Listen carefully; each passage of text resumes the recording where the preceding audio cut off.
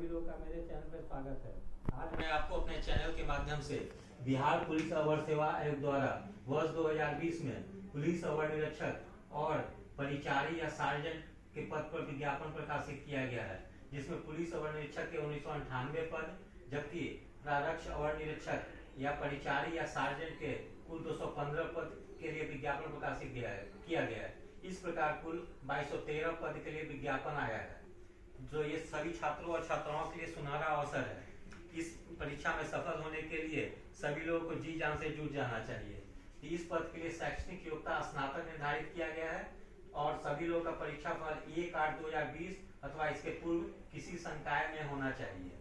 उम्र सीमा 1 जनवरी 2020 निर्धारित किया गया है, जिसमें अनारक्षित पुरुष के लिए न्यूनतम 20 वर्ष और अधिकतम 37 वर्ष निर्धारित किया गया है, जबकि अनारक्षित महिला, पिछड़ा और अत्यंत पिछड़ा वर्ग पुरुष या महिला के लिए न्यूनतम 20 वर्ष और अधिकतम 40 वर्ष निर्धारित किया गया है। वहीं अनुसूचित जाति और अनुसूचित जनजाति के उम्मीदवारों के लिए न्यूनतम 20 वर्ष और अधिकतम 42 वर्ष निर्धारित किया गया है। ऊंचाई के मामले में देखा जाए तो अनारक्षित समान वर्ग और पिछड़े वर्ग के पुरुषों के लिए 165 सेंटीमीटर निर्धारित किया गया है। वहीं अत्यंत पिछड़ा वर्ग, अनुसूचित जाति और अनुसूचित जनजाति के पुरुषों के लिए 160 सेंटीमीटर निर्धारित किया गया है।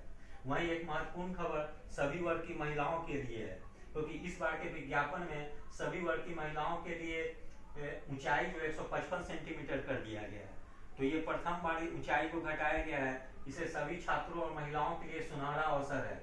लेकिन इसके एक और परिणाम ये होंगे कि महिलाओं की कैटेगरी में प्रतियोगिता कठिन हो जाएगी, क्योंकि जो पूर्व के परीक्षाओं में वो लोग जो वंचित हो जाया करते थे, इस पर वो लोग भी आवेदन करेंगे, जिससे इस वर्ग महिलाओं के वर्ग में जो होगा तो कट ऑफ थोड़ा ऊपर जाने की उम्मीद है। अब हम लोग प्रारंभिक परीक्षा का सिलेबस की ओर आते हैं। इसमें हम देखते हैं कि प्रारंभिक परीक्षा कुल 200 अंक का आयोजित किया जाएगा, जिसमें प्रश्नों की संख्या 100 होगी। वही नकारात्मक अंक 0.2 अंक अर्थात 10 प्रश्न गलती करने पर 2 अंक काटा जाएगा।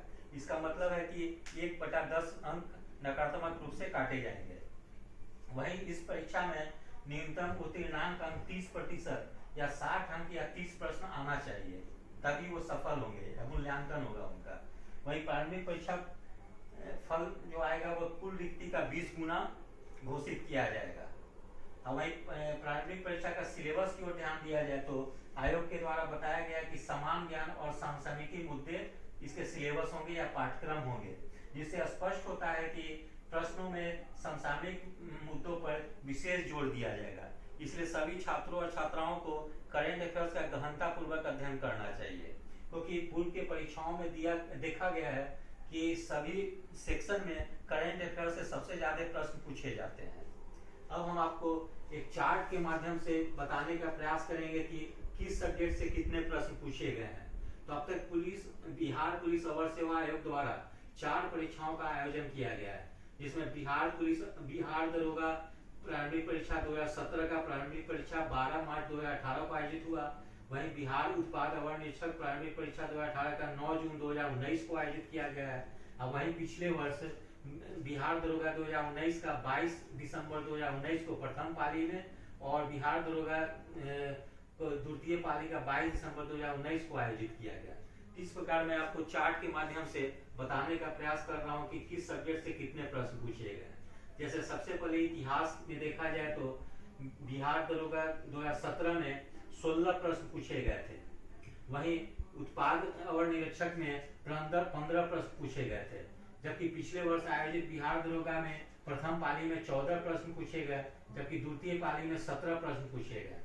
वहीं भूगोल की ओर देखा जाए तो बिहार दरोगा 2017 में 15 प्रश्न पूछे गए, तो वहीं बिहार उत्पाद अवर निरीक्षक में 15 प्रश्न पूछे गए।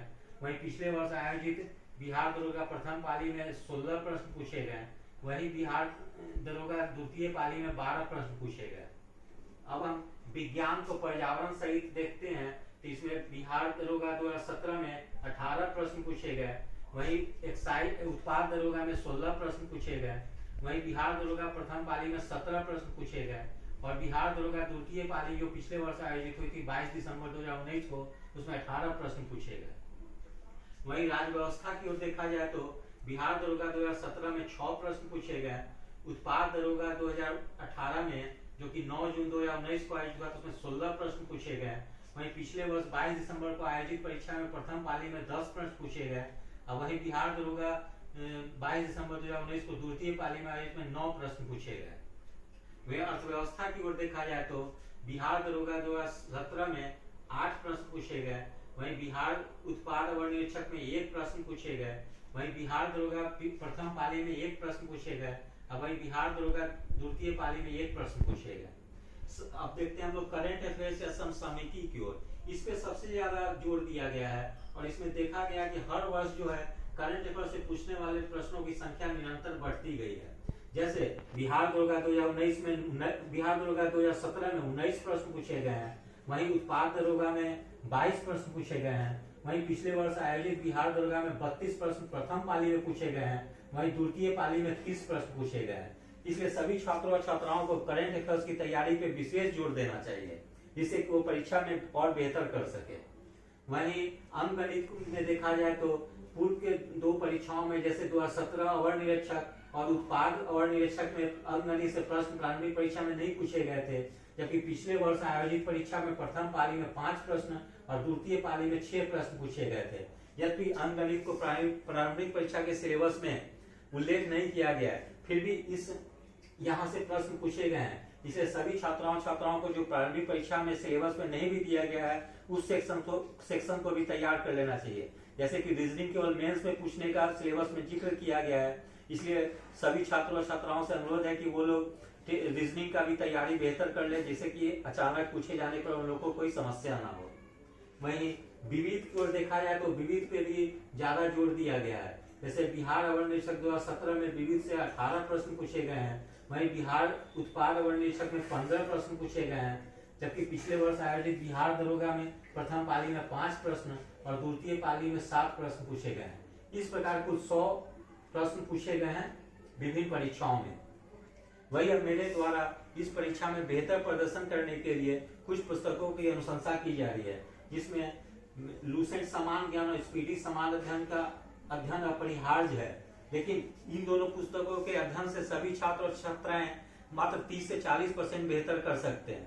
तो इसे और अच्छा करने के लिए इन पुस्तकों लूसेंट समान ज्ञान और स्पीडी समान अध्ययन के अलावा अन्य पुस्तकों का भी अध्ययन करना अपरिहार्य है।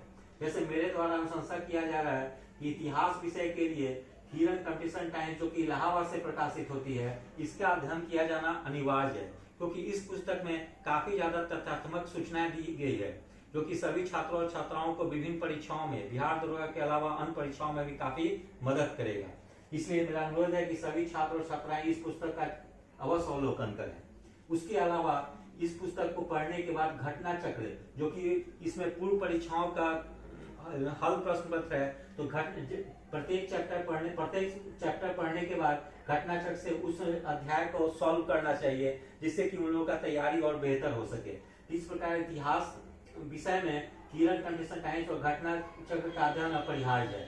वही राज्य व्यवस्था में देखा जाए तो परीक्षावाणी और घटना चक्र का भी अध्ययन करना आवश्यक है, क्योंकि परीक्षावाणी में भी काफी ज्यादा तथ्यात्मक सूचनाएं दी गई है, जिससे कि उन लोगों का आधारभूत जानकारी का भी मजबूत हो जाएगा। उसके बाद प्रत्येक अध्याय के अध्ययन के बाद उस अध्याय से संबंधित वस्तुनिष्ठ प्रश्नों को घटना चक्र से अध्ययन कर लेना चाहिए। इसी प्रकार भूगोल विषय के लिए महेश वर्णवाल के द्वारा भूगोल एक समग्र अध्ययन लिखा गया है। वो पुस्तक अध्ययन ना करें जो एनसीईआरटी पर आधारित है, जो कि 2 भाग में है, क्योंकि उसमें काफी विस्तृत जानकारी दी गई है। इसलिए उस पुस्तक के जगह पे महेश वर्णवाल के सर के द्वारा एक पुस्तक लिखा गया है भूगोल एक समग्र अध्ययन, जिसमें भारत और विश्व का भूगोल एक साथ दिया गया है। उस पुस्तक का अध्ययन करें और उसके बाद घटना चक्र का वस्तुनिष्ठ प्रश्नों को हल करें, जिससे कि उन लोगों का वस्तुनिष्ठ जानकारी का भी मजबूत हो सके। वही विज्ञान विषय में देखा जाए तो लूसेंट समान विज्ञान का अध्ययन करना अपरिहार्य है।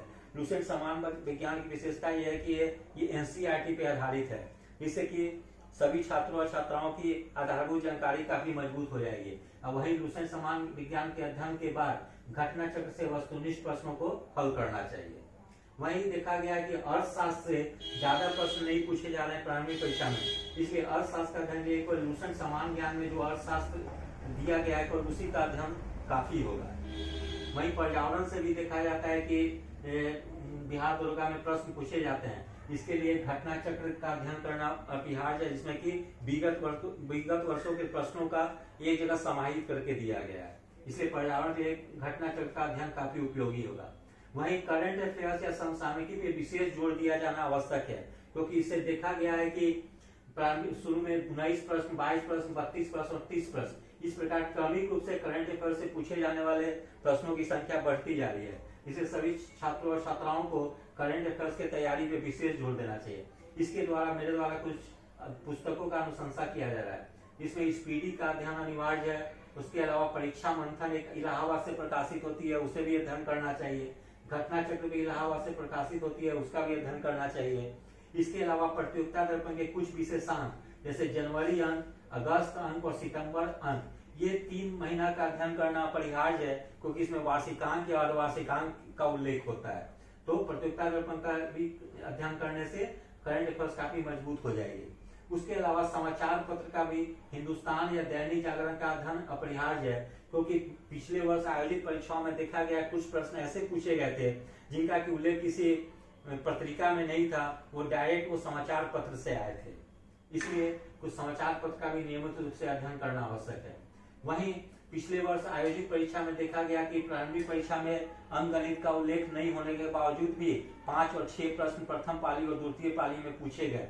इसलिए उसके लिए आर.एस. अग्रवाल पुस्तक में कुछ सिलेक्टेड प्रश्न जो है उसका अध्ययन करना चाहिए। या अगर पूरा चैप्टर अगर सॉल्व करना संभव ना हो तो जो अभ्यास पत्र दिए गए हैं हर चैप्टर को शुरू होने के बाद उसको कम से कम 15-20 क्वेश्चन हर चैप्टर से सॉल्व कर लेना चाहिए।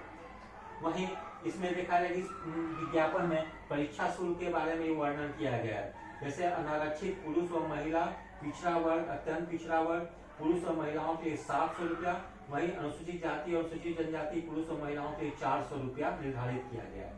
और इस परीक्षा के लिए आवेदन की तिथि 16 अगस्त 2020 से 24 सितंबर 2020 तक निर्धारित किया गया है। तो मैं यही कहना चाहता हूँ, यही आपको मेरा चैनल अच्छा लगा हो तो लाइक, शेयर और सब्सक्राइब करें। धन्यवाद।